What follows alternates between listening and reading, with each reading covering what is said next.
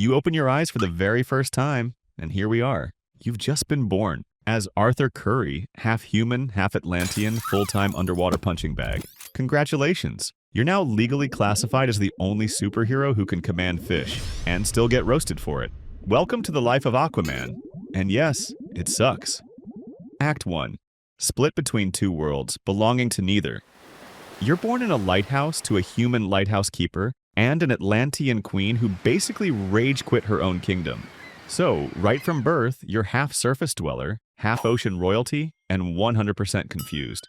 Atlantis doesn't want you. The surface world doesn't understand you. And your mom? Yeah, she goes back underwater and vanishes. So you grow up getting bullied by kids who think you smell like seaweed, with a dad who has no idea how to explain your water-based powers. Puberty hits, and instead of zits and mood swings, you start talking to shrimp. Everyone around you is like, wow, this kid is weird. Meanwhile, you're just trying to figure out why every time you touch the ocean, it whispers back. Act 2. Superpowers no one respects. Let's take a second to look at your powers, shall we?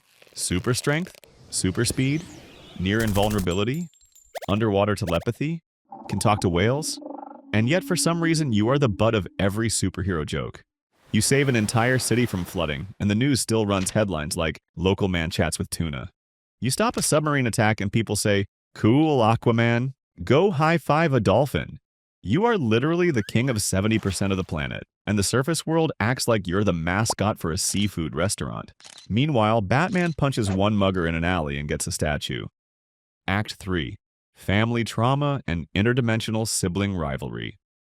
Just when you're getting used to your weird amphibious double life, Atlantis calls. Plot twist. Your mother was forced into an arranged marriage. She had another son, Orm, your full-blooded Atlantean brother. He hates you more than Twitter hates change. Orm thinks you're an impure disgrace, wants to go full burn the surface world to ash, and crowns himself Ocean Master. Yup, Ocean Master. That's not a nickname. That's a full job title. So now it's your job to stop your genocidal brother and somehow unite an underwater society that doesn't even believe you belong there. Basically, Atlantis wants you to be king, but also go away forever. No pressure, Arthur. Just rule an ancient underwater civilization, end civil war, and maybe don't get stabbed with a trident. Act 4. Becoming king is just the beginning of the suffering. You go through a spiritual journey, find a mythical trident, fight your brother, nearly die twice, and finally win the throne. You're the king of Atlantis now. Hooray! Except now you've got an underwater military to manage, 7 feuding ocean kingdoms to govern, politics with jellyfish people, cephalopod war crimes to investigate, climate change to somehow fix from below.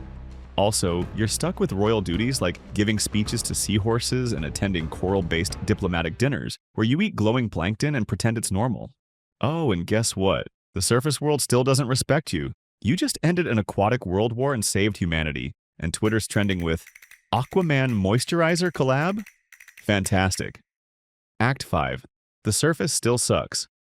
Even though you live in Atlantis now, your connection to the surface is never ending. Because whenever anything remotely water adjacent goes wrong, oil spill, hurricane, cruise ship crash, everyone's like, call Aquaman. You spend your days teleporting between Atlantis and the surface using ancient magical puddles, dodging missiles and PR disasters. You join the Justice League thinking, finally, a team that gets me. Nope. Batman ignores you. Superman gives you polite condescension.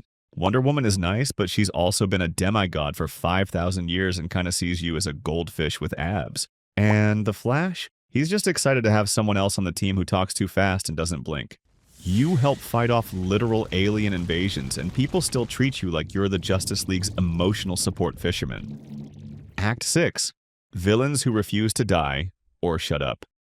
You'd think that after claiming your birthright and saving the world, the bad guys would back off, right? Wrong. Because now comes the rotating door of underwater psychos, starting with Black Manta, a pirate with a grudge.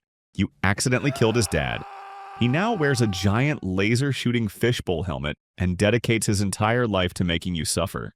Every time you show up, it's either, "Hey Aquaman, I'm back for revenge," or "You killed my father? Prepare to die." Cool, bro. Great. Get in line behind literally every Atlantean noble who thinks you're unworthy.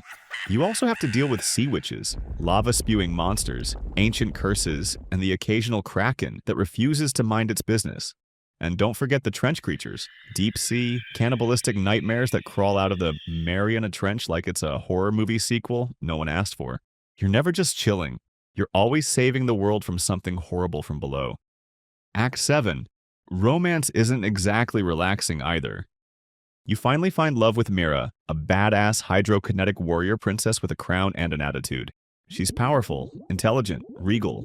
She also lives in constant danger, gets dragged into political assassinations, and half of Atlantis wants her to marry someone else. Your relationship is a never-ending soap opera with tridents. And every time you try to have a romantic moment, maybe a beach picnic, a nice underwater glide, the ocean literally explodes behind you. Work-life balance? Never heard of it. Act 8. You're trapped in every sense of the word. Let's do a little checklist of reasons your life is actual nightmare fuel.